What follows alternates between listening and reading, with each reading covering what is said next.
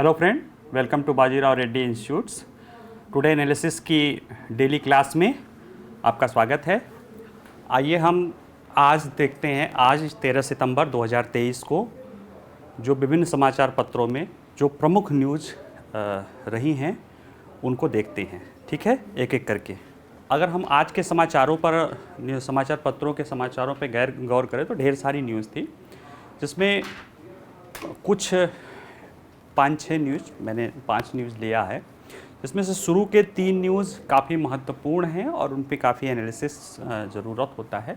Last के जो 2 news हैं, जो केरल में निपा वायरस का जो प्रकोप है, या जो रक्षा मंत्री जी जो है चीन के LAC के आसपास जो कुछ इंफ्रास्ट्रक्चर डेवलपमेंट का प्रोजेक्ट का किए हैं, तो उसका स्ट्रेटेजिक, जैसे भारत चीन संबंधों पर जब बात करेंगे तो वहाँ पे उसका कुछ उदाहरण आ जाएगा, बाकी आपके प्री के लिए इम्पोर्टेंट हो जाता है।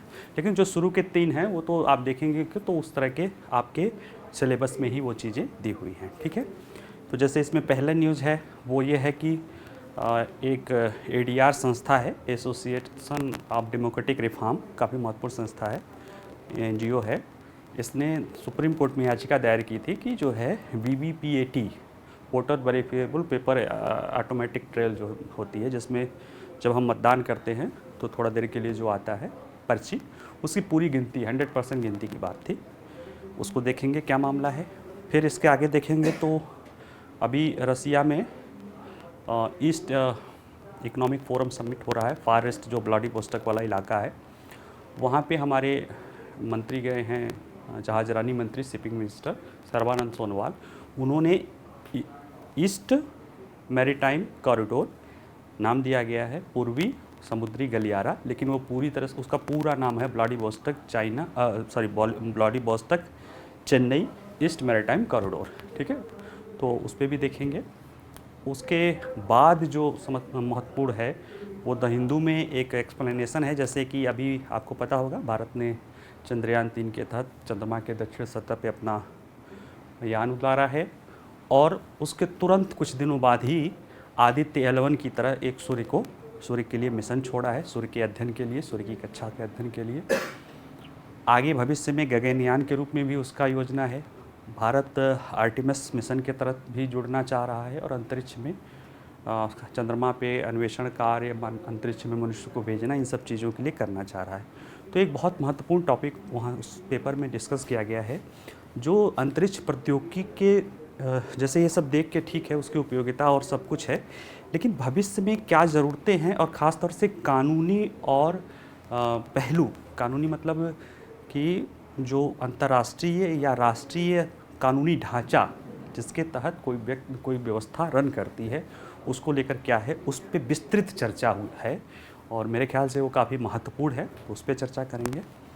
उसके बाद अगला न्यूज़ है निपाह का, और फिर वो जो LAC बॉर्डर पे जो है लाइन ऑफ एक्चुअल कंट्रोल पर जो कुछ हुआ है वो देखेंगे। ठीक है, चलिए पहला न्यूज़ जो देखते हैं कि है, चुनाव के दौरान सभी VVPAT voter variable paper audit trail जो है उसको पर्चियों की गिनती के लिए याचिका दायर की गई है। तो मुद्दा क्या है? मुद्दा ये है कि जो ये VVPAT होती है, आप लोग अगर वोट दिए होंगे देखे होंगे, जैसे आप EVM पे आप अपना बटन दबाते हैं तो एक पर्ची, एक बॉक्स के रूप में होता है, उसमें एक पर्ची आती है, उसमें दिखाई देता है कि आपने किसको मतदान दिया है। वो 7 सेकंड के लिए, 7 सेकंड के लिए होता है, जिसमें आप जान लेते हैं कि आप सही है या गलत। अगर आपको लगता है कि नहीं, किसी दूसरे को आपने दिया और दूसरे को गया, तो आप कंप्लेन कर सकते हैं। ठीक है, तो ये मतदाता को संतुष्टि होती है कि हमने जो बटन दबाया है वही मत गया है या नहीं। ठीक है, इसी को लेके याचिका दायर की गई है कि इसका जो अभी तक है वो ये है कि अभी चुनाव आयोग जब सुप्रीम कोर्ट के निर्देश पे बाद में इसने जो है सुप्रीम कोर्ट ने कहा था कि आप स्टैटिकल आधार पे इसकी सुनिश्चितता कि ये सही है 100%, इसके लिए रेंडमली आप कुछ उतनी संख्या निर्धारित कीजिए जिससे आप रेंडमली सेलेक्ट कर लेंगे, तो आपको आप हो जाएगा कि हाँ, कि एक स्टैटिक से हाँ कि ठीक है, इतने आंकड़े से हम उसको इलाज कर लेंगे। उसके आधार पे ISI, अब वो BIS हो गया है, ISI इंडियन स्टैटिस्टिकल इंडिकेशन था, उसने कुछ 429 BA PAT मशीन और EVM के मिलान की बात की थी। जबकि वर्तमान में जो चुनाव आयोग है, प्रत्येक विधानसभा, यानी चाहे लोकसभा का चुनाव हो गया तो भी विधानसभा वार तो आप आंकड़े रहते हैं, प्रत्येक विधानसभा के 5 मतदान केंद्रों, और इसका चुनाव रेंडमली होता है, किसी भी 5 मतदान केंद्रों में जो EVM और VVPAT होती है उसका पूरा गणना की जाती है और उससे तुलना की जाती है। तो इससे अंदाज़ा लगा लिया, लगभग 4000 विधानसभा क्षेत्र हैं भारत में, तो उसमें लगभग संख्या 20,000 के ऊपर हो जाती है, 20,000 EVM और VVPAT से ऊपर हो जाती है, जिससे पता लग जाता है। ठीक है, तो ये मामला कि क्या है, VVPAT क्या है, कब से लाया गया है और इसको क्यों लाया गया था, जो याचिका करता है उनकी क्या मांग है, क्यों ऐसी मांग कर रहे हैं, चुनाव आयोग का क्या कहना है, इन्हीं आंकड़ों, इन्हीं जो 5-7 बिंदुओं में करके हम अपने इस मुद्दे को समझने की कोशिश करते हैं। ठीक है, चलिए इसको डिटेल में देखते हैं। तो पहला है कि मुद्दा क्या है। मुद्दा है association for democratic reform, ADR एक संस्था है, ये एक गैर सरकारी संगठन है, यानी NGO कर लीजिए, अब उतना हिंदी लिखने की ज़रूरत नहीं है। एक NGO है जिसने सुप्रीम कोर्ट में एक याचिका दायर की है कि voter variable paper audit trail VAPT पर्चियों की 100% गिनती की मांग की गई है। ये पहले भी कर चुकी है, ये मार्च 2023 में किया गया है कि अब पहले आंकड़ा यह था कि चुनाव जल्दी है, 2024 में चुनाव आने वाला है, तो इसमें ये कोशिश करें कि जितनी भी VVPAT हैं सबका आप वो करें। अब ये थोड़ा सा जान लेते हैं, जो डिटेल में पढ़ रहे हैं। तो जो एसोसिएशन डेमोक्रेटिक रिफॉर्म है, इसका गठन, जो ये ADR है, इसको ADR बोलते हैं, ADR संस्था, इसका गठन जो है 1999 में हुआ था और इसके गठनकर्ताओं में मतलब जो IIM अहमदाबाद के जो कुछ प्रोफेसर थे वो लोग मिले थे और उन लोगों ने एक संगठन बनाया था। और उन लोगों का उद्देश्य ये था कि जो चुनाव में जो क्रिमिनलाइजेशन ऑफ पॉलिटिक्स है, जो धनबल बाहुबल का बढ़ता प्रकोप है, और 99 के समय याद होगा कि उसके पिछले दशक में आप देख रहे होंगे कि 1-2 दशक में उस समय जो है खिचड़ी सरकारों का दौर था, आयाराम गयाराम की सरकार बोली जाती थी, और राजनीति में अपराधीकरण, अपराध की राजनीतिकरण का बड़ा दौर था, है ना। तो उससे परेशान होके हमारे पढ़े लिखे लोग, IIM के प्रोफेसर्स थे, उनको एक चिंता हुई, उनको लगा कि कुछ ना कुछ तो हमें करना चाहिए अपने सोसाइटी, समाज, खासतौर से पॉलिटिकल सिस्टम में सुधार के लिए। इलेक्ट्रॉनिक, चूँकि पॉलिटिकल सिस्टम हमारा इलेक्ट्रॉनिक फ्रेंचाइजीज पे आधारित है, यानी चुनाव मतदान प्रक्रिया के द्वारा ही हम यहाँ अपने पॉलिटिकल मतों का बेहतर रूप से प्रदर्शन करते हैं। ऐसे में जो इलेक्शन प्रोसेस है, अगर वह, जैसे कहते हैं ना, गंगा गंगोत्री में पवित्र होती है, तो अगर हमें राजनीतिक, यानी जो सरकार है, जो राजनीतिक व्यवस्था है पॉलिटिकल पार्टी से, अगर उसमें सुधार करना है तो हमें चुनाव प्रक्रिया में ही सुधार करना होगा। इसके लिए जनता को जागरूक करने के लिए विभिन्न सारी मांग की गई थी। 2019 में ही 1999 में ही जब ये बनी थी, इन लोगों ने दिल्ली हाई कोर्ट में एक याचिका दायर की थी कि चुनाव में जो आपराधिक प्रवृत्ति के व्यक्ति हैं वो एफिडेविट दे कि उनका कितना क्रिमिनल बैकग्राउंड है, उनके पास कितनी संपत्ति है। फिर ये मामला सुप्रीम कोर्ट में गया था 2002 में, और 2002 में सुप्रीम कोर्ट के निर्देश के बाद 2003 से ये लागू हो गया चुनाव में कि चुनाव के पूर्व, मतलब मतदान के पूर्व, जो भी उम्मीदवार होता है वह अपना क्या देता है, अपने क्रिमिनल बैकग्राउंड के लिए, अपने आर्थिक संपत्ति, कितना कर्ज है, क्या है, उसके बारे में बताता है।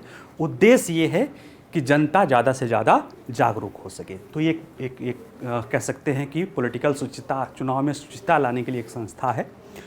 उसी दिशा में आगे बढ़ते हुए, क्योंकि ये इनका उद्देश्य यही है कि राजनीतिक व्यवस्था में सुधार करने के लिए ज़रूरी है कि चुनाव व्यवस्था में सुधार हो, मतदाताओं को ज़्यादा सूचित किया जाए, ज़्यादा उनके पास अधिकार हो, ताकि जो उनके प्रतिनिधि हैं वो ज़्यादा क्या हों, जवाबदेह हो सकें।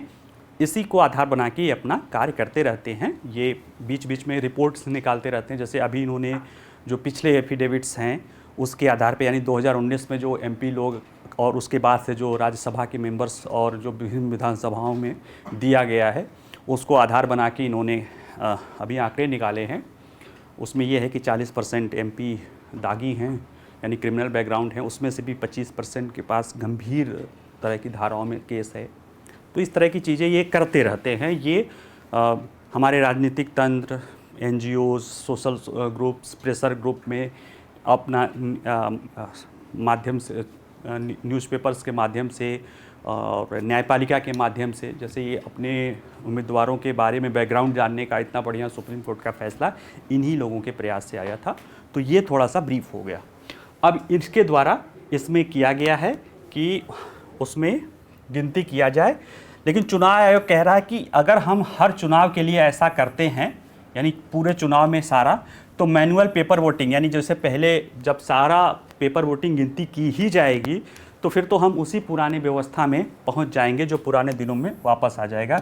इसमें कहा गया है कि यह अप्रत्यक्ष तरीक़ों से, यानी डायरेक्ट नहीं, कागजी वोटर जो है ना, पेपर वोटर, उसे नहीं मांग हो रही है कि जो है पेपर बैलेट से वोटिंग की जाए, उसकी मांग ही बढ़ाने होगा। सुप्रीम कोर्ट इस पर फैसला सुना रहा है, मतलब इस पर चर्चा कर रहा है। इस पर नवंबर में तारीख लगी हुई है, अब देखते हैं क्या होता है। ठीक है। और अभी तक जो प्रक्रिया है, निर्वाचन आयोग प्रत्येक विधानसभा क्षेत्र में 5 यादृच्छिक रैंडमली रूप से चयनित मतदान केंद्रों में सभी VVT पर्चियों की गिनती अनिवार्य रूप से करता है। ठीक है, तो ये मुद्दा है। अब अगला प्रश्न उठता है कि और इस न्यूज़ को समझने के लिए, ये तो मुद्दा समझ लिए ब्रीफ में, आप समझते हैं कि VVPAT व्यवस्था क्या है। ठीक है, तो VVPAT क्या है? यह EVM से जुड़ी हुई एक मशीन है जिसमें वोटर जब मत डालता है तो उसको दिखाई देता। देखिए ये पूरा यहाँ पे है ही, उसको कुछ करने की ज़रूरत नहीं। ये है VVPAT। यहाँ पे जो भी मतदान, जैसे देखिए यहाँ पे ये दबाया गया है तो यहाँ दिखाई दे रहा है। जो वोटर मतदान करता है उसके ठीक सामने यहाँ 7 सेकंड के लिए पर्ची रहती है, फिर ये ऑटोमेटिक उसमें बॉक्स में गिर जाती है। ठीक है, और फिर इनमें से रेंडमली कुछ पर्चियों को जो है 5, जैसे हर विधानसभा बाद अभी जो मैंडेट है कि हर विधानसभा में 5 जो है इस EVM मशीन के काउंट और पर्चियों को काउंट करके देख लिया जाता है। कोई डिस्क्रिपेंसी नहीं है तो मामला सुलझ जाता है। ठीक है, अब ये है कि चुनाव प्रक्रिया में VVPAT को कब से अपनाया गया था, तो ये थोड़ा फैक्चुअल चीज़ें हैं। 2010 के में चुनाव आयोग और राजनीतिक दलों ने आपस में करके इसको कहा था कि पारदर्शी बनाने के लिए किया जाएगा। 2013 में EVM के साथ VVPAT मशीन को शामिल कर लिया गया था। इसके लिए चुनाव संचालन नियम में 1961 में इसके लिए 2013 में इसको किया गया था प्रायोगिक तौर से। 2013 में EVM में एक ड्रॉप बॉक्स के साथ एक प्रिंटर संलग्न करने की अनुमति देने के लिए चुनाव संचालन नियम 1961 में बदलाव किया गया था। और 2013 में ही VVPAT का पहली बार इस्तेमाल जो है, पहली बार इस्तेमाल 2013 में नागालैंड के नोक्सेन विधानसभा क्षेत्र के सभी 21 मतदान केंद्रों पर किया गया था और धीरे धीरे से फिर अन्य चुनाव में पेश किया गया था। 2 जून 2017 के बाद से जितने भी चुनाव हुए हैं, जून 2017 के बाद से जितने भी चुनाव हुए हैं, यानी विधानसभा और लोकसभा का तो चुनाव 2019 में ही जून 2017 के बाद हुआ था, यानी जून 2017 के बाद से 100% VVPAT का यानी सभी मशीनों में उपयोग होने लगा है। और 2019 का लोकसभा चुनाव पहला आम चुनाव है जिसमें 100% EVM को VVPAT मशीन से जोड़ा गया, यानी अब जितना EVM होगा उतना मशीन होगी, यानी हर मतदाता वोट देने के दौरान ये देख सकेगा कि उसने किसको वोट दिया था। काउंटिंग अभी रेंडमली एक विधानसभा के 5 का ही होगा। ये लोग मांग कर रहे हैं कि जब 100% है तो 100% काउंट कर दो, लेकिन वो क्यों चुनाव आयोग ऐसा मांग कर रहा, क्यों ये मांग कर रहे हैं, क्यों चुनाव आयोग ऐसा कर रहा है, अभी आगे देखेंगे। ठीक है, तो इससे क्या होता है, VVPAT से जोड़ा गया तो इससे क्या होगा, जो हम मतदान कर रहे हैं, जैसे अगर हम मतदाता हैं, हमें नहीं पता था कि किस मशीन में हमने वोट दिया, किसको जा रहा, अब हम देख ले रहे हैं कि हमने जो बटन दबाया है क्या उसी की पर्ची दिख गई, तो 7 सेकंड में दिख जाती है, और अगर कोई दिक्कत होती है तो हम कंप्लेन कर सकते हैं। ठीक है, अभी देखेंगे कितना कंप्लेन आया है 2017 में, जून 2017 से ये लागू हो गया, यानी 6 साल है, 6 साल में कितना लोगों ने मत दिया है, कितना कंप्लेन आया है, आप देखेंगे तो आप खुद ही समझ जाएंगे कि ये व्यवस्था कितनी सटीक है। ठीक है, चलिए, मौजूदा याचिका क्या मांग कर रही है। अब ये जो प्रश्न है जिससे ये जुड़ा हुआ है कि ये मांग क्या कर रहे हैं, ये मांग कर रहे हैं कि जो भी 100%, अब चूंकि जून 2017 के बाद जितनी भी EVM मशीनें हैं वो सब VVPAT मशीन के साथ अटैच हैं। ठीक है, तो ऐसे में जब 100% अटैच है तो केवल किसी विधानसभा के 5 के करने की क्या ज़रूरत है। इनका कहना है कि बीबीपीएटी से अटैच होने से, ये देखिए इनको समझिए ये कहना क्या चाह रहे हैं। ये चाह रहे हैं कि मतदाता जागरूक हो या ना मतदाता सशक्त हो, यानी वो सशक्तिकरण चाहते हैं, यानी मतदाता को अधिकार मिले। मतदाता का क्या अधिकार है कि हम जिसे मत दे रहे हैं उसी को मत मिले और उसी मत यानी हमारे ही दिए हुए मत के अनुसार हमारा प्रतिनिधि चुना जाए। तो इनका कहना है कि जैसे ही ईवीएम, पहले ईवीएम था तो हमें नहीं पता चलता था कि हमने किसे मत दिया, अब ईवीपीएटी आ गया तो हमें ये पता तो चल गया कि हमने जिसको मत दिया है उसी को मिल रहा है, लेकिन हमें ये नहीं पता चल रहा है कि हमने जो मत दिया वही गिना जा रहा है कि नहीं गिना जा रहा है। मतलब समझ रहे हैं कि इनका ये लग रहा है कि भाई ईवीएम से ही चुनाव जीत और वो होता है, पर्ची से तो हमें पता चल जाता है कि हमने जिसे दिया, लेकिन अगर वो पूरी पर्ची गिन ली जाएगी तो पता चल जाएगा कि हमने जिसे मत दिया है उसका किया जाएगा। इनका कहना है कि ये एक ऐसा अधिकार है जो वोटर का मूल अधिकार है कि हमने जिसे वोट दिया है वही वोट गिना गया है कि नहीं। इसकी मांग माननीय सर्वोच्च न्यायालय में एडीआर ने किया है। ठीक है, समझ रहे हैं क्या मांग है कि जो अभी 5% मतलब एक विधानसभा के 5% नहीं, एक विधानसभा के 5 बीबीपीटी मशीनों को गिना जाता है, अब वो सभी बीबीपीटी मशीनों में जो पेपर ट्रेल है उसको गिना जाए। क्यों? क्योंकि बीबीपीएटी से सिर्फ ये पता चलता है कि हमने जिसे मत दिया उसको मिला, लेकिन वही मत गिना गया या नहीं गिना गया इसको लेकर अभी संदेह है। लेकिन जब सारे बीबीपीटी पर्ची गिन लिए जाएंगी तो ये संदेह समाप्त हो जाएगा। इसलिए सुप्रीम कोर्ट में मांग की गई है कि इसे नागरिकता का वोटर का यानी निर्वाचन का मतदाता का इसे मूल अधिकार बना लिया जाए। ठीक है, अब इसको देखिए कि इसको लेके निर्वाचन आयोग का क्या कहना है। ये तो इनकी मांग है, ठीक है, ये इनकी मांग है कि जो है हम ये मांग कर रहे हैं। क्यों कह रहे हैं वो भी आपने जान लिया, क्योंकि वो चाह रहे हैं कि जनता जागरूक हो। पहले ही इनके इतिहास बता चुके हैं कि ये चाहते हैं कि गंगा गंगोत्री से पवित्र हो। यानी अगर राजनीतिक व्यवस्था में सुधार करना है, संसद में सुधार करना है, विधानसभा में सुधार करना है, तो जो चुनाव प्रक्रिया है, चुनाव प्रणाली है, उसमें सुधार होगा। और उसमें सुधार कैसे होगा? जनता जब जागरूक होगी, जनता सशक्ति होगी। ठीक है, तो ये उसी तरह से कि पारदर्शिता और हमारे अधिकारों को बढ़ाने का, मतदाताओं के अधिकारों को बढ़ाने का एक प्रयास के लिए किया गया है। ठीक है, तो इस माने में आप कह सकते हैं कि इनका मांग सही है। लेकिन अब चुनाव आयोग की भी बात सुननी पड़ेगी। चुनाव आयोग क्या कह रहा है? वो भी एक संवैधानिक संस्था है।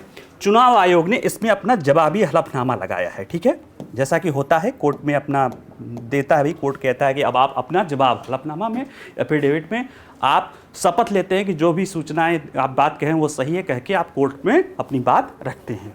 इसमें चुनाव आयोग ने कहा है कि भारत में 4000 से अधिक कुल विधानसभा सीटों के साथ प्रति विधानसभा सीट पर 5 रेंडमली जो है चयनित मतदान केंद्रों के बीबीटीए का सत्यापन किया गया, जो कुल 20,600 ईवीएम बीबीटी प्रमाणित हुई, जो कि आईएसआई यानी जो इंडियन स्टैटिस्टिकल इंडिकेशन था उसमें बताया गया था कि 480 अगर आप कर लेंगे ओवरऑल, तो इससे आप अंदाज़ा लगा सकते हैं कि 99.99997 यानी लगभग 100% आप ये सही है।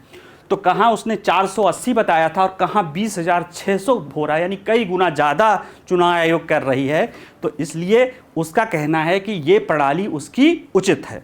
दूसरा तर्क इसने दिया कि चुनाव आयोग ने उल्लेख किया कि पिछले चुनाव में 38,156 बीबीपीएटी की जांच की गई और एक उम्मीदवार का वोट दूसरे जाने का कोई मामला नहीं मिला। यानी 38,000 अब तक, यानी 38,000 2017 जून 2017 से लेके अब तक 38,156 बीबीपीएटी का वो किया गया है, जब से इनके पास आंकड़े हैं।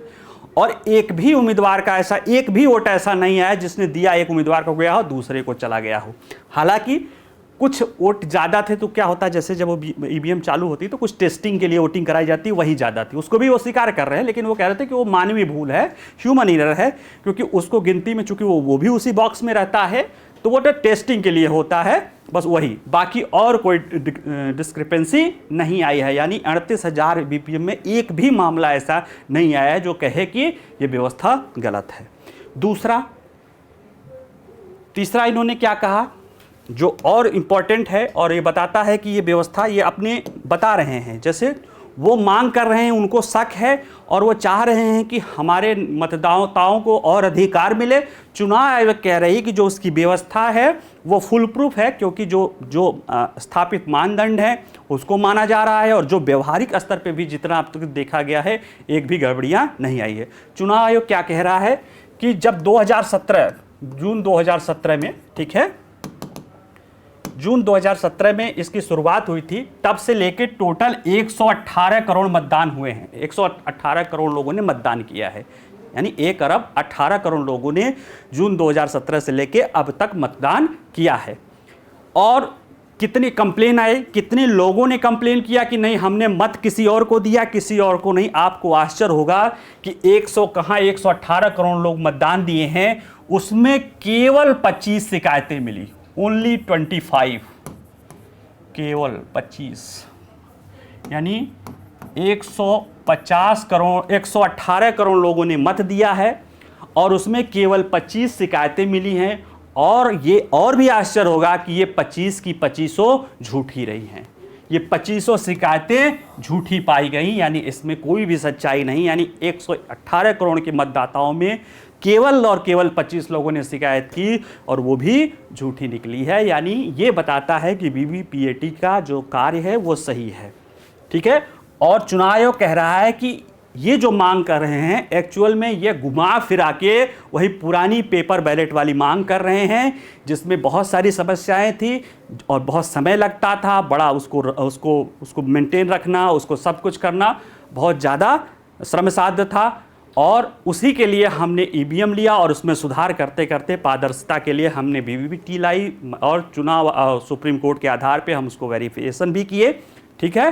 तो ये बताता है कि हमारी व्यवस्था, सरल शब्दों में कहा जाए कि चुनाव आयोग ने पारदर्शिता सुनिश्चित करने के लिए वीवीपीएटी अच्छा काम कर रहा है, यह बात वो कहा है, ठीक है। यानी चुनाव आयोग कह रहा है कि अपने हलफनामे में कि वीवीपीएटी बहुत अच्छे से काम कर रहा है और उसके सारे आधार दिए और कहा कि ये मांग कुछ और नहीं है। अगर उसको 100% उसको वीवीपीएटी का अगर आप गणना ही करेंगे तब तो वही व्यवस्था हो गई जो पेपर बैलेट के साथ होती थी, तो वो जो सारी समस्या उसमें जुड़ी हुई थी वो फिर आ जाएगी, ठीक है। तो इसलिए उन्होंने कहा कि इसमें कोई दम नहीं है और इनकी याचिका खारिज करनी। अब नवंबर में मामला है और माननीय सर्वोच्च न्यायालय देखते हैं इसमें क्या निर्देश देता है। जो निर्देश होगा, जो आदेश होगा, उसके आधार पे आगे कोई काम किया जाएगा, ठीक है। और ये जो पिछला आपका जो न्यूज़ है वीवीपीएटी वाला, ये आपका चुनाव सुधार, चुनाव प्रणाली, मतदाता जागरूकता, और इसमें अगर देखा जाए तो ये जो एडीआर है, जो एडीआर क्या है, एक एनजीओ है जो चुनाव सुधारों के लिए काम हो रहा है। तो आप अभी जो गवर्नेंस का पहलू पढ़ते हैं ना, गवर्नेंस में पहले गवर्नमेंट माने सरकार, गवर्नेंस एक्चुअल में 3 आधारों पे चलता है, सरकार, निजी क्षेत्र और टर्सरी क्षेत्र, तृतीयक क्षेत्र। सरकार में सरकार है, निजी क्षेत्र में जो प्राइवेट ऑर्गेनाइजेशन है, टर्सरी सेक्टर में एनजीओज हैं, प्रेशर ग्रुप है, आम जनता है, मीडिया है, सोशल मीडिया है, ये सारी चीज़ मिलकर टर्सरी ग्रुप, इनके आपस में इंटरेक्शन से शासन व्यवस्था सुशासन की तरफ जाती है। तो यही बता रहा है कि एडीआर के एक एनजीओ है, उसके उदाहरण में भी आप इसको अपना उदाहरण कर सकते हैं। बाकी चुनाव प्रणाली से तो ये डायरेक्ट रूप से जुड़ा हुआ है। चलिए अगला जो न्यूज़ है वो भारत रूस चेन्नई व्लादिवोस्तोक पूर्वी समुद्री गलियारा है। व्लादिवोस्तोक जो है रूस का जो पूर्वी भाग है, जो उसको फार ईस्ट कहा जाता है, रसिया का, जो ज़्यादातर बर्फ़ से और उस तरह के क्षेत्रों में पड़ता है। और वहाँ पे बहुत महत्वपूर्ण खनिज संसाधन है, कोयला, नेचुरल गैस, पेट्रोलियम बहुत है, ठीक है। लेकिन वहाँ से अभी भारत के लिए जो भी चीज़ें आती है तो आर्कटिक सागर होते हुए पूरा इधर से घूम के स्वेज नहर के होते हुए तो मुंबई आती है। उसमें तकरीबन वहाँ से यानी पिट्सबर्ग से, सेंट पीटर्सबर्ग से यहाँ आने में किसी भी मालवाहक जहाज़ को 40 दिन लग जाता है। और जो हम पेट्रोलियम और इस तरह की कोयला, ख़ासतौर से कुकिंग कोल आदि चीज़ों के लिए अगर हम कोई चीज़ मंगाते हैं तो हमारा 40 दिन समय लगता है। लगभग 8600 यानी 8645 नाटिकल मील की दूरी तय करनी पड़ती है। तो उसमें बहुत ज़्यादा संसाधन और वो महंगा भी पड़ता है और समय भी ज़्यादा लगता है, ठीक है। तो जो इसमें ये है कि जो भारत के प्रधानमंत्री और रूस के राष्ट्रपति 2019 में ईस्टर्न इकोनॉमिक फोरम, जो वही रूस के फार ईस्ट के लिए वहाँ की आर्थिक उन्नति के लिए एक सम्मेलन होता है, अभी देखेंगे इसी में, उसमें जुड़े थे और उन्होंने एक समझौता आशय मेमोरेंडम ऑफ अंडरस्टैंडिंग किया था कि व्लादिवोस्तोक और चाइना को अगर डायरेक्ट जोड़ दिया जाए और इधर से पैसिफिक होते हुए दक्षिणी चीन सागर से अगर हम चेन्नई को जोड़ दिया जाए तो जो वो 40 दिन समय लगता है वो अब 16 दिन में ही ये चीज़ें हो जाएंगी। तो 24 दिन हम अपना बचा सकते हैं। ठीक है, तो दूरी कम होगी तो खर्चा कम होगा और इधर से आएगा तो हम सस्ते कोकिंग कोल का आयात कर सकते हैं, बाद में उसमें पेट्रोलियम जुड़ जाएगा, नेचुरल गैस आदि जुड़ जाएगा। ठीक है, तो इसमें ये मामला है। और इसी के साथ साथ हम थोड़ा सा देखेंगे कि जो हमारे यहाँ बंदरगाह इंफ्रास्ट्रक्चर या समुद्री तटीय इंफ्रास्ट्रक्चर के लिए भारत सरकार के क्या क्या प्रयास किए गए हैं। और ये मुद्दा चर्चित क्यों हुआ, क्योंकि हमारे जो शिपिंग मिनिस्टर हैं, जहाजरानी मंत्री जिनको बोलता है बंदरगाह एवं जहाजरानी मंत्री सर्बानंद सोनोवाल जी, वह रूस की यात्रा पे हैं, वही ईस्टर्न इकोनॉमिक फोरम के मीटिंग में है। ठीक है, वो 10 तारीख से लेकर 12 तारीख तक वो मीटिंग चली है। चलिए देखते हैं चर्चा में क्यों है। चर्चा में इसलिए है कि भारत और रूस eastern Chennai Vladivostok eastern maritime corridor को जल्दी से जल्दी शुरू करना चाहते हैं, ऐसा हमारे शिपिंग मिनिस्टर श्री सर्बानंद सोनोवाल जी का कहना है। 12 सितंबर को वो व्लादिवोस्टोक में पूर्वी समुद्री गलियारे पर भारत रूसी कार्यशाला जब उसमें हो रही थी, तो ईस्टर्न मैरीटाइम कॉरिडोर के पर एक कार्यशाला हुई थी, उसमें ये बात कह रहे थे। और उसमें ही उन्होंने रूस के अधिकारियों को, रूसी पक्ष अपने काउंटर पार्ट को कहा कि आप चेन्नई में आइए, अक्टूबर में वहाँ पे इस तरह की कार्यशाला होगी, इसकी फिजिबिलिटी चेक की जाएगी और वहाँ पे आइए और हम इस पर देखते हैं और इसे जल्दी से जल्दी क्या करते हैं, जल्दी से जल्दी इसको शुरू करते हैं। ठीक है, पूर्वी समुद्री गलियारा का रणनीतिक रूप से महत्व, पहले महत्व क्यों है तो उसके तो कुछ लाभ हैं, लेकिन इसके स्ट्रेटेजिक महत्व भी हैं। कमर्शियल तो है ही है, वाणिज्यिक तो हैं, इसके स्ट्रेटेजिक महत्व भी हैं। क्या क्या हैं? पहली बात तो ये है, जो पूर्वी समुद्री गलियारा है, ईस्टर्न मैरीटाइम कॉरिडोर है, यह रणनीतिक रूप से महत्वपूर्ण है क्योंकि यह भारत को व्यापार मार्ग, ट्रेड मार्ग के माध्यम से दक्षिणी चीन सागर तक पहुंच प्रदान करेगा। यानी इसके जरिए भारत का दक्षिणी चीन सागर से होते हुए आवागमन व्यापार मार्ग होने लगेगा। तो अभी तक जो चीन दक्षिणी चीन सागर पे विवाद करता है, तो हम वहाँ जाते हैं, हमारी नेवी जाती है तो वो कहता क्यों आए हो या किस तरह की बातें होती है। जब उस क्षेत्र से हमारा आवागमन ज़्यादा होने लगेगा तो रूस के भी हित आएंगे और हमारे भी हित आएंगे, तो हम अपनी व्यवस्था सुदृढ़ करने के लिए उसमें हमारा आना जाना ज़्यादा होगा, तो हम बेहतर तरीके से अपनी उपस्थिति दक्षिणी चीन सागर में दर्ज करा सकते हैं। तो ये हमारे लिए, और जब उधर से जाएंगे तो वहाँ के उस इलाके के देशों के साथ भी, वैसे भी हमारे संबंध आसियान देशों के साथ बेहतर है, इंडिया पैसिफिक देशों के साथ बेहतर संबंध हो रहा है, इंडो पैसिफिक देशों के साथ, और बेहतर होने की संभावना बढ़ जाएगी। ठीक है, चलिए दूसरा है कि इस समुद्री मार्ग से विशेष रूप से एक मूल्यवान संसाधन कोकिंग कोल, जिसका इस्तेमाल जो है आयरन बनाने आदि में किया जाता है और घरेलू खर्च में इसके लिए किया जाता है। और इस्पात एक वैसे भी एक रणनीतिक जो है क्या है, उत्पादन होता है। तो कोयला और कोकिंग कोयला और इस्पात दोनों का ही इस्तेमाल हो सकता है। ठीक है, ईएमसी को चालू करने से भारत और रूस के बीच व्यापार संबंधों में एक महत्वपूर्ण मील का पत्थर साबित, क्योंकि वह रूस का बहुत ही कह सकते हैं खनिज संसाधन प्रमुख क्षेत्र है, लेकिन एक तो वहाँ पे आर्थिक गतिविधियाँ उस तरह से, चूँकि वो बहुत जो है जोग्राफिकली रूप से थोड़ा सा सेक्लूटेड क्षेत्र है, एक कटा हुआ क्षेत्र है, क्योंकि उधर आर्कटिक बर्फी जमा रहती है उधर भी, और दूसरे इधर जो दक्षिणी चीन सागर से होके, जो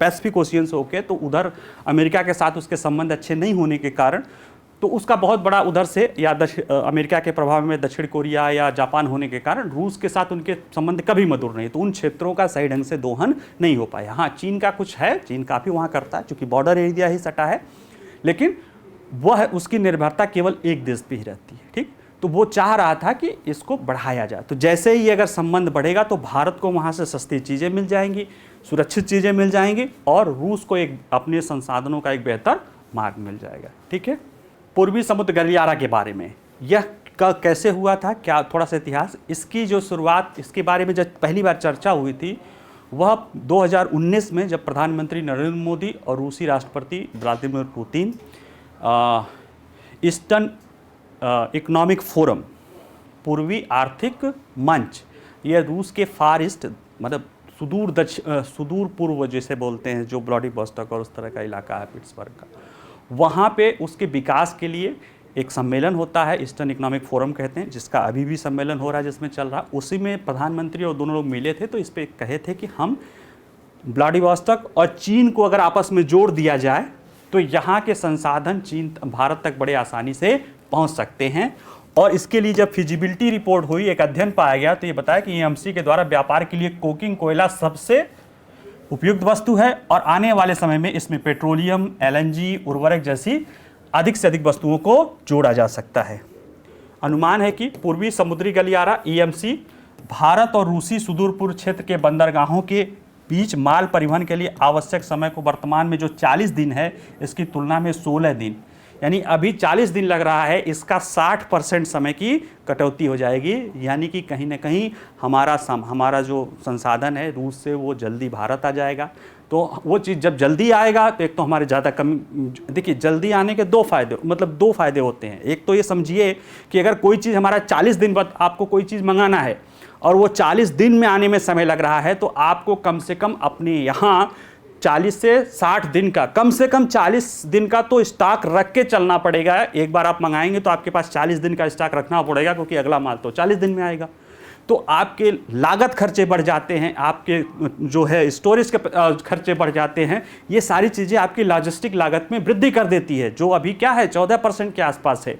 और भारत सरकार अपनी लॉजिस्टिक कीमत को अंतर्राष्ट्रीय स्तर का जो 10% है, उससे भी कम करके जो एकदम एडवांस 8% पे लाने के लिए नेशनल लॉजिस्टिक पॉलिसी लाई है।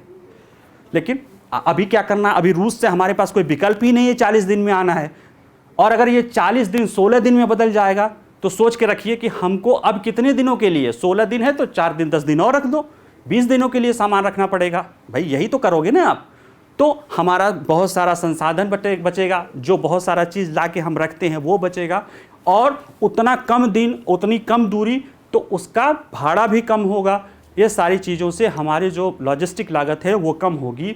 तो हमारा एक तो क्या होगा, हमारा उत्पादन कम होगा, हमारी वस्तुएं ज़्यादा सस्ती उत्पादित होंगी, तो वो मार्केट में ज़्यादा अच्छे कीमत पे हम बेच सकते हैं। और हम दुनिया का सप्लाई चेन बनना चाहते हैं, हम दुनिया की फैक्ट्री बनना चाहते हैं। तो ऐसे में हमें चाहिए कि हमारी उत्पादन लागत कम से कम हो। इसमें एक बेहतर विकल्प हो सकता है। ठीक है, तो इससे मत देखिए कि 40 दिन में हो जाएगा और 16 दिन में, ये देखिए कि 40 दिन का रखने का खर्चा कम हो जाएगा। ठीक है, चलिए आगे देखते हैं। फोरम और पूर्व आर्थिक मंच। अब चूंकि ये मामला हुआ था तो ईस्टर्न इकोनॉमिक फोरम में हुआ था, तो थोड़ा सा ईस्टर्न इकोनॉमिक फोरम के बारे में भी जान लेते हैं। है तो ये फैक्चुअल, लेकिन जान लेते हैं। ईस्टर्न इकोनॉमिक फोरम एक महत्वपूर्ण अंतर्राष्ट्रीय कार्यक्रम है, जो रूस और वैश्विक निवेशक समुदाय एक साथ आते हैं। वे रूस के सुदूर पूर्वी आर्थिक क्षमता पर चर्चा करते हैं और आकलन करते हैं, वहाँ निवेश के अवसरों को देखते हैं और विशेष आर्थिक क्षेत्रों में व्यावसायिक स्थितियों पर विचार करते हैं। ये शुरुआत प्रतिवर्ष होता है, ये प्रतिवर्ष ये मंच लगता है इकोनॉमिक फोरम। और इसे 2015 में रूस के राष्ट्रपति पुतिन द्वारा रूस के यही सुदूर पूर्व के स्थिति में वहीं आर्थिक विकास के लिए और इंडो पैसिफिक क्षेत्र के साथ कनेक्ट होने के लिए और वहाँ पे बेहतर आर्थिक संसाधन मतलब आर्थिक तंत्र डेवलप करने के लिए किया गया है। ठीक है, अब एक थोड़ा सा जैसे इसी में और है, चूँकि मंत्री जी ने ही इस पर चर्चा की थी कि हम जब सब कुछ पढ़ रहे हैं, ये क्यों पढ़ रहे हैं, क्योंकि हम अपने यहाँ इंफ्रास्ट्रक्चर में सुधार कर रहे हैं, हम अपने यहाँ लॉजिस्टिक लागत को कम कर रहे हैं, हम अपने यहाँ जो है चाह रहे हैं कि चीज़ें सस्ती से सस्ती आए, इसके लिए हम दूसरे देश से सहमत कर रहे हैं। तो क्या हमारे यहाँ भी कुछ ऐसा हो रहा है, बंदरगाह या समुद्र तटीय व्यापार के लिए क्या कुछ हो रहा है, तो उसके बारे में भी थोड़ा सा जान लेते हैं। जैसे सबसे प्रमुख चल रहा है सागरमाला परियोजना। ये 2015 से शुरू हुआ है और भारत के समुद्र तट और जलमार्गों की पूरी क्षमता को अनलॉक करना है। इसकी योजना है कि जितने भी भारत के समुद्र तट और जितने बंदरगाह हैं, जितनी हमारी नदियां हैं, जिसमें वाटरवेज हो रहा है, इन सबको आपस में इनकी जो पूरी क्षमता है अगर उसका हम इस्तेमाल कर सकें। क्योंकि देखिए क्यों कर रहे हैं, क्योंकि जो वाटरवेज होता है वो अभी भी माल परिवहन का या किसी भी माल परिवहन का सबसे सस्ता साधन है।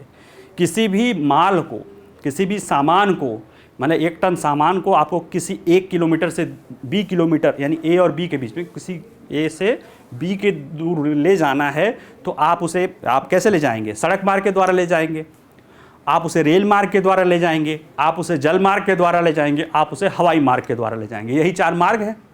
इन चारों मार्गों में जो सबसे कम खर्चा आता है वह आता है जल मार्ग के द्वारा ले जाने में। वायु मार्ग से सबसे तेज पहुंचता है, लेकिन सबसे कम खर्चा आता है जल मार्गों से। इसीलिए देखेंगे दुनिया के जितने बड़े व्यापार होते हैं, जो बड़े और भारी व्यापार होते हैं, वो सब अंतर्राष्ट्रीय मतलब समुद्री मार्ग के द्वारा ही होते हैं। ठीक है, तो इसके लिए शुरू की गई थी। इस सागरमाला परियोजना में बंदरगाहों के नेतृत्व में, यानी कोई बंदरगाह है उसके आसपास के एरिया को पकड़ के माध्यम से अनुकूलित बुनियादी ढांचे के निवेश के साथ घरेलू और एक्जिम यानी एक्सपोर्ट इंपोर्ट कार्गो दोनों के लिए लॉजिस्टिक लागत को कम करने के उद्देश्य से किया जा रहा है। वर्तमान में सागरमाला परियोजना के तहत 2035 तक कार्यान्वयन के लिए $65 अरब, अगर हम रुपए में करें तो लगभग 5 लाख करोड़ रुपए के आसपास हो जाएगा, से अधिक के निवेश की 802 परियोजनाएं चल रही हैं। इसमें से कई सारी परियोजनाएं जो है पूरी भी हो गई हैं, तो उतना डिटेल में जाने की ज़रूरत नहीं है। ठीक है, इसी तरह से एक तटीय क्षेत्रों के जिलों के लिए, समुद्र तटीय क्षेत्रों के जिलों के लिए भी एक डेवलपमेंट के लिए प्रोग्राम अलग से चल रहा है। उसमें भी $7 अरब की अनुमानित खर्च हो रही है, लगभग 60,000 करोड़ के लिए वो है। अगला जो है प्रधानमंत्री गति शक्ति राष्ट्रीय मास्टर प्लान।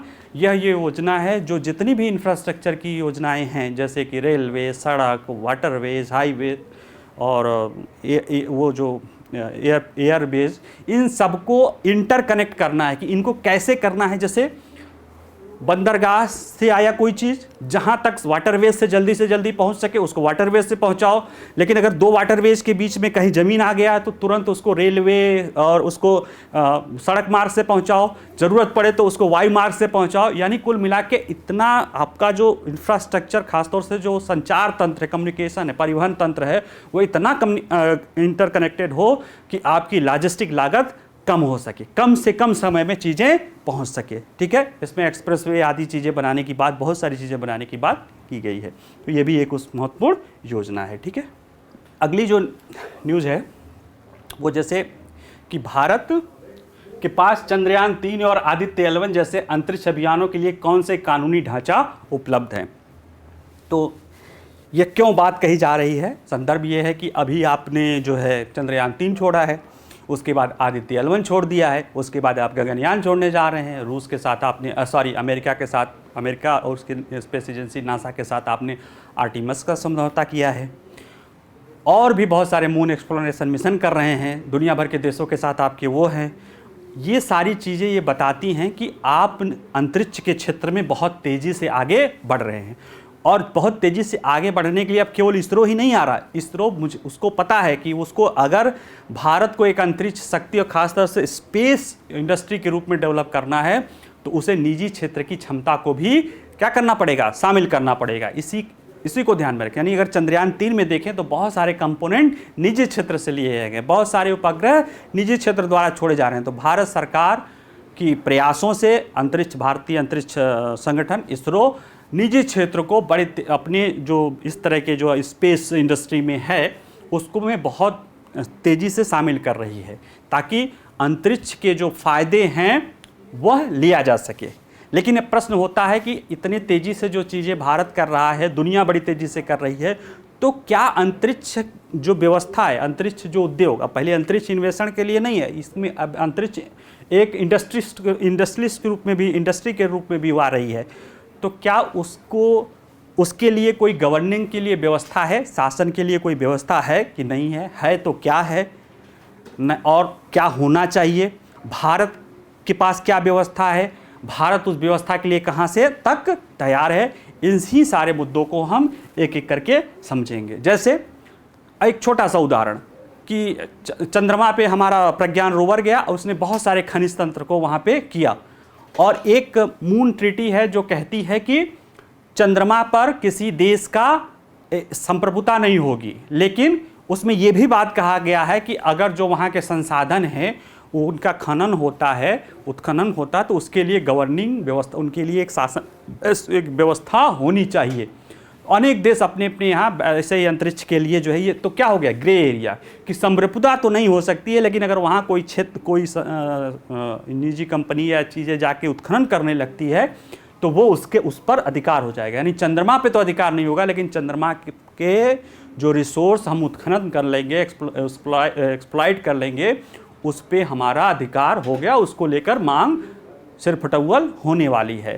तो उसके लेकर अनेक देश अपने यहाँ ही कानून बनाने शुरू हो गए हैं। उसमें लग्जमबर्ग है, यूएसए है, बहुत सारा है। तो भारत के लिए भी ज़रूरत है कि भारत भी उसके लिए कितना तैयार है। ठीक है, नहीं तो हम तो चंद्रयान 3 भेज के और वो करते रह जाएंगे। वहाँ पे कानून वाले वो लोग कानून बना के अपना पहले भेज के वो सब कर लेंगे। तो हमें अगर भविष्य की इस तरह की कह सकते हैं कि प्लेइंग ग्राउंड में खेलना है, तो हमें वहाँ के लिए कानूनी रूप से हर तरीके से, सिर्फ तकनीकी रूप से नहीं, हमें कानूनी, मेंटली, फिजिकली, फाइनेंशियली हर तरीके से तैयार रहना पड़ेगा।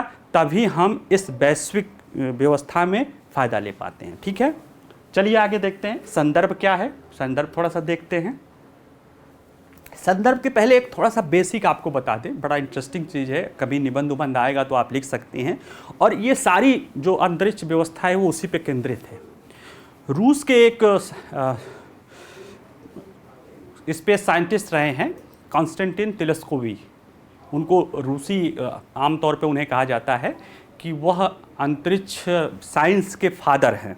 जैसे कि विक्रम साराभाई को भारतीय अंतरिक्ष व्यवस्था का पिता कहा जाता है, वो पूरे दुनिया के अंतरिक्ष व्यवस्था के पिता माने जाते हैं। जो उनकी व्यवस्था है, उनका बड़ा फेमस 1-2 कथन है। सबसे प्रथम ये है कि मनुष्य धरती पे तो पैदा हुआ है, लेकिन धरती पर ही हमेशा नहीं रह सकता है। यानी मनुष्य धरती है, लेकिन ये धरती मनुष्य को हमेशा रोके नहीं रह सकती है। और दूसरा, यह धरती जो है मानवता के रास्ते में बाधक है। क्यों?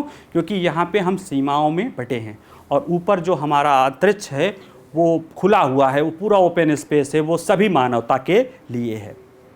और जो अंतरिक्ष को लेकर जितनी भी संधियाँ समझौते होती हैं, जो मुख्य तौर से अंतरिक्ष को गाइडेड चीज़ें होती हैं, वो यह है कि रेसेस जेनेसिस, यानी जो इस तरह की चीज़ें जैसे बाह्य अंतरिक्ष हुआ, डीप सागर हुआ, या इस तरह से आर्कटिक का क्षेत्र हुआ, अंटार्कटिका क्षेत्र हुआ, आर्कटिका स्पेस, एयर स्पेस, वहाँ की और चीज़ों पर तो है। ये सारी चीज़ें ऐसी है जो संपूर्ण मानवता की है। तो इनका प्रबंधन, इनकी व्यवस्था ऐसी होनी चाहिए जिसका लाभ पूरे मानवता को मिले। ठीक है, तो आइए देखते हैं संदर्भ क्या है। संदर्भ यही है कि अभी हमने छोड़ दिया चंद्रयान 3, हमने अभी आदित्य L1 छोड़ दिया, अभी हम गगनयान छोड़ दिए, है ना, छोड़ने वाले हैं। हम आर्टिमस के तहत चंद्रमा पे पहुंचना चाहते हैं। अपना खुद से ही हम अपना चंद्रमा पे पहुंचाना चाहते हैं, यान वहाँ से लाना चाहते हैं, और हमारा है कि वहाँ पे बस्ती बसाएंगे, उससे हम आगे जाएंगे। ये सारी योजनाएं हैं। इसरो का कहना भी है कि अगर हमारे संसाधन मिला जाए तो हम मंगल पे भी पहुँच सकते हैं, हम और उसके आगे भी जा सकते हैं, हम सब कुछ कर सकते हैं। और इसरो करके दिखाया भी है। चंद्रयान 3 के तहत इसरो वहाँ पहुँचा है। हालांकि चंद्रमा पे पहुँचने वाला, सॉफ्ट लैंडिंग करने वाला चौथा देश है, अमेरिका, रूस और चीन के बाद। लेकिन उसके दक्षिणी ध्रुव पे, जो उसका सबसे महत्वपूर्ण है, क्योंकि वहीं पे तो असली खजाना है, यानी पानी है। पानी माने भविष्य का ईंधन, हाइड्रोजन, और बहुत सारे वहाँ पे मिनरल्स का जो है जानकारी हमारा प्रज्ञान यानी जो हमारा रोवर है वो वहाँ पे हमें दिया है। ठीक है, तो हमें तो पता है। तो ये मामला है कि ये सारी परिस्थिति में कि जैसे जैसे बाहर इतनी अंतरिक्ष हमको ये सारा क्षेत्र दे रहा है, जैसे हम खुद ही अंतरिक्ष में इतना आगे बढ़ने के बारे में सोच रहे हैं, तो जो अंतरिक्ष की व्यवस्था है उसको रेगुलेट करने के लिए कोई व्यवस्था है कि नहीं। इसको एक उदाहरण से समझ, एक उदाहरण लीजिए, उससे समझिए। उदाहरण से ज़्यादा चीज़ें समझ में आ जाएगी। कि कोई एक जगह था जहाँ कोई नहीं रहता था। एक आदमी गया अपना जैसे मर्जी वैसे करता था, जो मर्जी वो उठा लेता था, जो मर्जी वो कहता था कि वहाँ का भाई कोई अकेला ही, 1-2 लोग और गए, 4 लोग गए, 6 लोग गए, 10 लोग गए, 20 लोग गए। अब वो आपस में एक दूसरे की चीज़ों को क्या करने लगे। भाई मनुष्य का स्वभाव है, वो अपना तो करेगा, वो दूसरे का भी करने लगता है, दूसरे का नुकसान भी करने लगता है। तो जब ढेर सारे लोग हो जाते हैं तब ज़रूरत पड़ती है क्या, व्यवस्था की, गवर्निंग व्यवस्था की। तब सरकार, जैसे सरकार कैसे आया, राज्य कैसे आए, उसी तरह से अंतरिक्ष में भी अब चंद्रमा पे ढेर सारे लोग जा रहे हैं, अंतरिक्ष की कक्षाओं में ढेर सारे लोग जा रहे हैं। तो अब अंतरिक्ष में भी जब सारे लोग जा रहे हैं तो एक अंतरिक्ष के लिए भी एक व्यवस्था, एक इस तरह से गवर्निंग पार्ट होना चाहिए। और अंतरिक्ष के लिए गवर्निंग पार्ट है, यानी वो गवर्निंग पार्ट के लिए क्या ज़रूरत होता है? संविधान की। सरकार के लिए संविधान या कानूनों की ज़रूरत होती है। हमें पता तो रहे क्या कर सकते हैं, क्या नहीं कर सकते हैं। तो इसके लिए हमारे अंतरिक्ष के लिए, हम अंतरिक्ष की सपना अपने लिए देखते हैं भारत के लिए, तो ज़रूरत है कि भविष्य में जो अंतर्राष्ट्रीय स्तर पे जो अंतरिक्ष को लेकर कानून है उनको भी हम जानते रहें, और क्या हम जो करने जा रहे हैं उसके लिए क्या हमारा लीगल सिस्टम हमें सपोर्ट कर रहा है कि नहीं कर रहा है।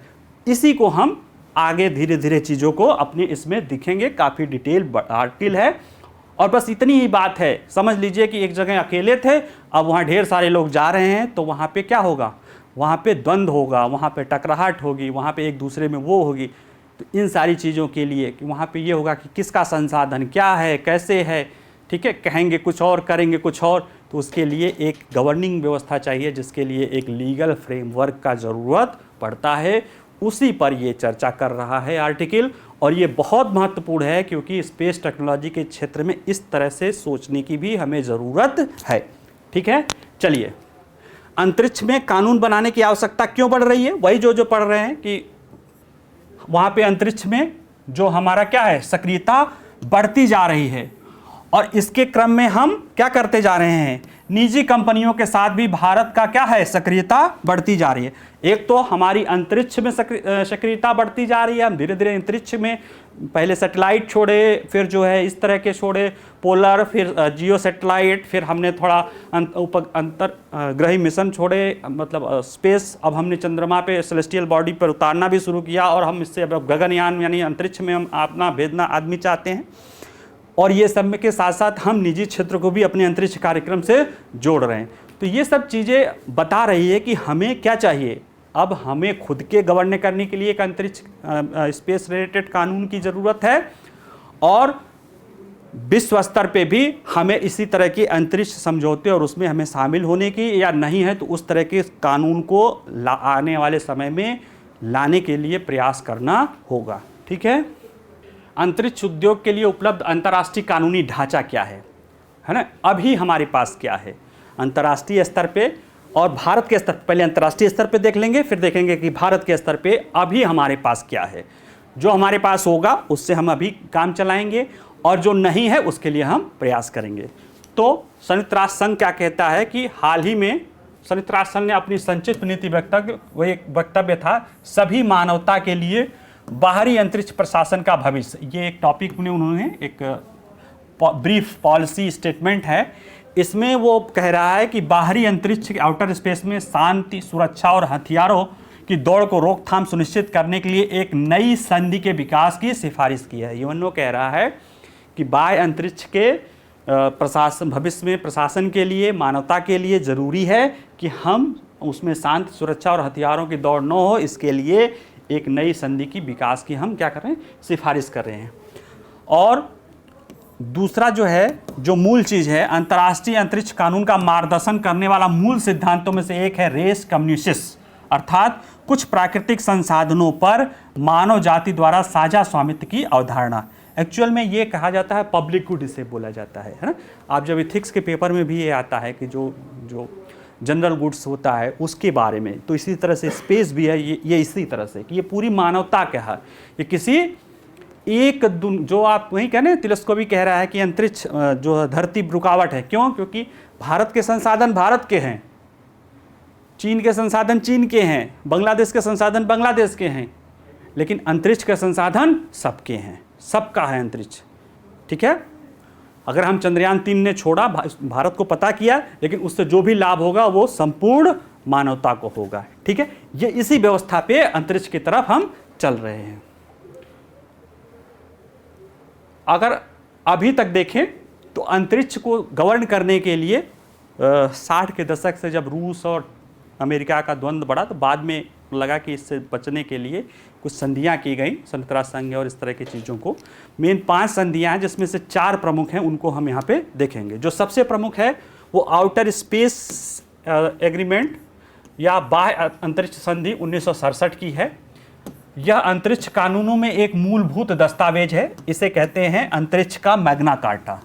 अंतरिक्ष का मैग्ना कार्टा, अधिकार पत्र मैग्ना कार्टा है ना, तो ये एक मूलभूत दस्तावेज है। इसमें हस्ताक्षरकर्ता जो राज्य हैं वो शांतिपूर्ण उद्देश्यों के लिए ही बाहरी अंतरिक्ष का उपयोग कर सकते हैं, यानी अंतरिक्ष का इस्तेमाल वह सैन्य गतिविधियों के लिए नहीं कर सकते हैं।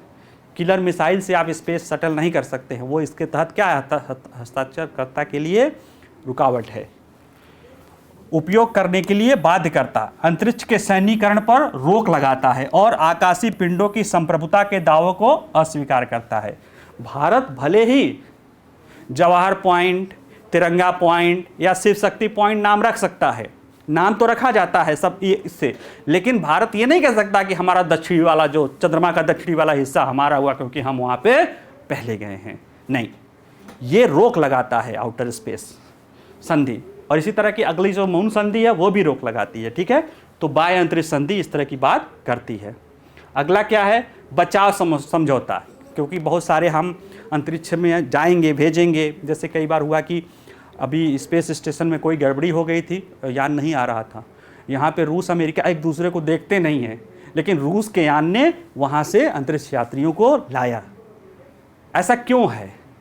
ऐसा नहीं करेंगे तो वहाँ पे तो कम ही लोग हैं ना। आप याद करके देखो, ज़रा सा सोच के देखो, आप और आपके पड़ोसी बहुत एक दूसरे से लड़ाई झगड़ा कर रहे हो, ठीक है, एक दूसरे से देखा देखी नहीं हो, और आप किसी दूसरे शहर में चले जाओ और कुछ दिन बाद आप उसको देखोगे तो लगेगा यार ये तो बड़ा अपना है। अच्छा, अभी शहर छोड़ दीजिए, थोड़ा दूसरे प्रदेश में चले जाइए तो थोड़ा और करीब लगेगा, ठीक है, और दूसरे देश में चले जाइए, आपको देखिए यहाँ और पाकिस्तान वाले कितना वो करते हैं, और भारत जो दुनिया के और दूसरे देशों में जो थोड़ा सा जब पश्चिमी देशों में जाते हैं तो उनके बीच में प्रगाढ़ता आ जाती है, फिर उनमें दक्षिण एशिया का भाव आ जाता है। उसमें एक बात तो यही होता है, जब आप जितना दूर जाएंगे ना, आपके बीच की दूरी उतनी कम होनी चाहिए, ये कटुता यहीं तक होनी चाहिए। क्यों? क्योंकि वहाँ पे बहुत सब कुछ है नहीं, इसलिए ये समझौता हुआ है कि जिस तरह की चीज़ों हो, अगर कुछ तरह की जो मनुष्य है, यानी जो हमारे अंतरिक्ष यात्री हैं, हमारे जो अंतरिक्ष यान हैं, या जो इस तरह से स्पेस है, उसको कोई भी बचाएगा, ये इसके लिए जो है समझौता हुआ है। इसी तरह से अंतर्राष्ट्रीय दायित्व पर कन्वेंशन, आप लोग सोचते होंगे कि भारत ऐसे सैटेलाइट छोड़ रहा है, और अगर किसी जाकर किसी देश के ऊपर गिर गया तो, किसी सैटेलाइट को कर दिया तो उसके लिए फिर जो भी देश छोड़ रहा है वह देश उत्तरदायी होना चाहिए। नहीं पता चला कि अमेरिका छोड़े और जाके नेपाल पे गिर गया, और अमेरिका कहे कि मेरा क्या, मैंने तो छोड़ कहीं और रहा था, चला कहीं और गया, उसके लिए मैं जिम्मेदार हूँ। नहीं, आप जिम्मेदार हो, क्योंकि एक ऐसा समझौता है अंतर्राष्ट्रीय दायित्व पर कन्वेंशन 1972 जो बाध्य करता है कि आप उसके लिए दायित्व, यहाँ तक कि धरती और स्पेस के लिए नहीं, अगर आप स्पेस में सैटेलाइट आदि को भी नुकसान पहुँचाते हैं उसके लिए भी आप लायबल हैं। ठीक है, इसी तरह से चंद्रमा पर समझौता 1984, यह जो आउटर स्पेस संधि है, ये सारी बातें वो चंद्रमा के लिए कहता है कि चंद्रमा पर किसी की संभवता नहीं होती है। ठीक है, क्या कहता है चंद्रमा समझौता? जैसे औपचारिक रूप से चंद्रमा और खगोलीय पिंडों पर राज्यों की गतिविधियों को नियंत्रित करने वाले समझौते के रूप में जाना जाता है, 11 जुलाई 1984 को लागू हुआ था। यह चंद्रमा और अन्य खगोलीय पिंडों के शांतिपूर्ण उपयोग और उसके पर्यावरण की सुरक्षा को सुदृढ़ करता है। विशेष रूप से यह चंद्रमा के प्राकृतिक संसाधनों को मानवता की साझी विरासत के रूप में नामित करता है, और इन संसाधनों के दोहन को नियंत्रित करने के लिए एक अंतर्राष्ट्रीय शासन व्यवस्था की स्थापना का आह्वान करता है। यानी किसी एक देश का नहीं होगा, सभी होगा, लेकिन इसको गवर्न करने के लिए अंतर्राष्ट्रीय शासन व्यवस्था की स्थापना होगी। तो कर सकते हैं सर इसमें तो क्या दिक्कत है, होगी तो होगी, वो सभी के लिए होगी। आप सोचो यूएनओ बना था, वो पूरे दुनिया के लिए बना था, और उसको गवर्न करने के लिए बॉडी कौन सी बन गई? United national security council. उसमें 5 परमानेंट मेंबर जिनको वीटो पावर, उन्होंने अपने अनुसार सारी व्यवस्था बना दी, पूरी दुनिया उसी के अनुसार चलती है। और आज भी सुधार करने की बात होती तो एक वीटो कर देता है। तो अगर ऐसा जो हमारे आप पीछे रहेंगे, भारत पीछे रहेगा, और ऐसा ही व्यवस्था बन गई, लेकिन उस व्यवस्था का नियंत्रण करने के लिए दुनिया के 4-5 देश पहले कानून बना के अगर आगे आ गए तो आप पीछे नहीं रह सकते हैं। इसलिए आपको भी कदम से कदम मिला के चलना होगा। ठीक है, चंद्रमा पर खनन एक कानूनी गिरोजन। अब देखिए उसमें कहा गया है ना, वहाँ के संसाधनों के उत्खनन के लिए कानूनी व्यवस्था होनी चाहिए। यानी वहाँ का मालिकाना हक तो नहीं ले सकते हो, लेकिन वहाँ के निष्कर्षण के लिए आप अगर निष्कर्षण करते हैं तो उस पर आपका अधिकार होगा। और अमेरिका ने क्या कर दिया, उसके लिए प्रयास शुरू कर दिया, अन्य देशों ने उसके लिए प्रयास शुरू कर दिया है। तो एक ग्रे एरिया है, ब्लैक एंड व्हाइट नहीं, ग्रे एरिया, जहाँ कहा तो गया है कि जैसे किसी जगह पे, जैसे नदी किसी की नहीं है, लेकिन जो नदी से कोई चीज़ खन के लाए, या किसी जगह पे कोई नहीं है लेकिन वहाँ से मिट्टी उठा लाओ या सोना उठा लाओ या कोयला उठा लाओ, वो आपका हो गया। ऐसी बात कुछ, ऐसा कुछ स्थिति है, ठीक है। तो इसके लिए भी रेगुलेट करने की कानून की ज़रूरत, मतलब कानून की आवश्यकता है, ठीक है। भारत की अंतरिक्ष नीति, इन सब चीज़ों को ध्यान में रखते हुए भारत भी प्रयास कर रहा है कि अंतरिक्ष के लिए वो अपना कानून बना सके। 2017 में एक स्पेस के लिए लेकर विधेयक आया था, लेकिन उस पर चर्चा ही होती रहेगी क्योंकि काफ़ी कॉम्प्लिकेटेड चीज़ें था। और 2019 में लोकसभा के पतन के कारण, जैसे लोकसभा का समय पूरा हो गया, वो लैप्स हो गया। बाद में अभी कोई विधेयक नहीं आने के बाद इसरो ने क्या किया कि एक भारत की अंतरिक्ष नीति 2023 को लाया है, जो अभी भारत के अंतरिक्ष में भारत के को क्या करना है, कैसे करना है, इसको लेके बताता है, ठीक है। तो आइए देखते हैं भारत की अंतरिक्ष नीति 2023 ये क्या कहता है। अंतरिक्ष नीति 2023, इस नीति का उद्देश्य क्या है? अंतरिक्ष में एक संपन्न व्यावसायिक उपस्थिति को बढ़ावा देना, अंतरिक्ष संसाधन निष्कर्षण, सौर ऊर्जा, क्षुद्रग्रह खनन और चंद्र खनन में निजी क्षेत्र की भागीदारी को प्रोत्साहित करना है, क्योंकि आप इंडस्ट्री में निजी क्षेत्र को भी लाना चाहते हैं। और इसरो क्या करेगा? अब अपना ध्यान अंतरिक्ष अनुसंधान और राष्ट्रीय हित से संबंधित अन्वेषण पे, एक्सप्लोरेशन पे कोशिश करेगा, जबकि विनिर्माण और संचालन का प्रबंधन न्यू स्पेस इंडिया लिमिटेड एक बनाई गई है, उसके द्वारा किया जाएगा। एक इसरो का एक कमर्शियल विंग है जो निजी क्षेत्र के साथ मिलकर इस तरह काम करेगा। और इसरो क्या करेगा? बड़ी बड़ी चीज़ें जो भविष्य के लिए जरूरी हो, राष्ट्रीय महत्व के अन्वेषण काम हो, उस पर ध्यान देगा। और जो भी निजी क्षेत्र कार्य कर रहे हैं, जब किसी ऑर्गेनाइजेशन में निजी क्षेत्र काम करने, किसी व्यवस्था में निजी क्षेत्र काम करने लगते हैं, तो उनके रेगुलेशन की भी ज़रूरत पड़ती है। तो स्पेस में भी रेगुलेशन के लिए भारतीय राष्ट्रीय अंतरिक्ष संवर्धन और प्राधिकरण केंद्र इन स्पेस की नई अंतरिक्ष संस्थाओं पर समान अवसर प्रदान करने के लिए एक नियामक ढांचा तैयार किया जा रहा है। अब वही प्रश्न है कि क्या भारत को घरेलू अंतरिक्ष कानून की आवश्यकता है? तो इसका उत्तर है हाँ है। क्यों है? क्योंकि विकसित देशों से ज़्यादा है। क्योंकि भारत जैसे विकासशील देशों के लिए अंतरिक्ष कानून की आवश्यकता और भी अधिक है, क्योंकि यह क्षमता निर्माण प्रयासों की नींव के रूप में होंगे कि जो हम अपना कैपेसिटी बिल्डिंग करेंगे उसको किस आधार पे करना होगा वो बताएंगे। अगर कानून होगा, सारा तंत्र होगा, तो इससे हम भविष्य में अधिक से अधिक निवेश आकर्षित कर सकते हैं, घरेलू अंतरिक्ष उद्योग के विकास को बढ़ावा दे सकते हैं, आपदा प्रबंधन, कृषि और शहरी नियोजन जैसे विभिन्न क्षेत्रों में सामाजिक लाभ के लिए अंतरिक्ष संसाधनों का प्रभावी ढंग से उपयोग कर सकते हैं। ये सब कानूनी अधिकार के साथ, कानूनी व्यवस्था के साथ होगा। अंतरिक्ष कानून ढांचे का एक अन्य प्रमुख कारण अंतरिक्ष में स्टेबिलिटी और अंतरिक्ष में मलबे या कचरे से होने वाले नुकसान की रोकथाम और केसलर सिंड्रोम से सुरक्षा प्रदान करना है।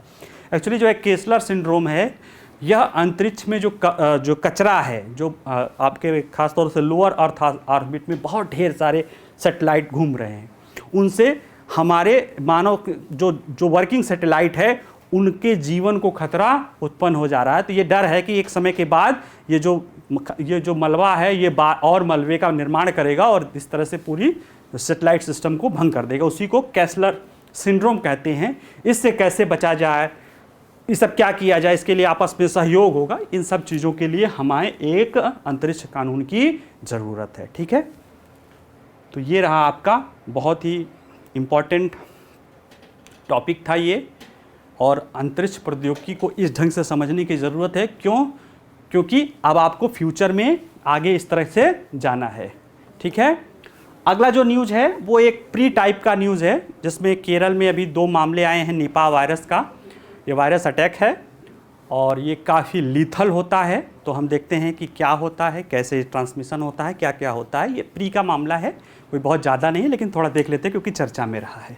तो ठीक है, देखते हैं चर्चा क्या मामला है। अभी हमारे जो स्वास्थ्य मंत्री हैं उन्होंने कहा है कि केरल मंगलवार को यानी 12 सितंबर को कल कोझिकोड ज़िले में 2 मौतों की खबर आई है, और ये ऑफिशियल है क्योंकि भारत के स्वास्थ्य मंत्री ने ये बात कही है। और कुछ मामले वहाँ पे सामने आए हैं, और इसी तरह के मामले 2018 और 2021 में कोझिकोड ज़िले के निपा वायरस के संक्रमण के कारण मौतें हुई थी। तो इसलिए ये मामला है। अब प्रश्न है कि निपा वायरस क्या है।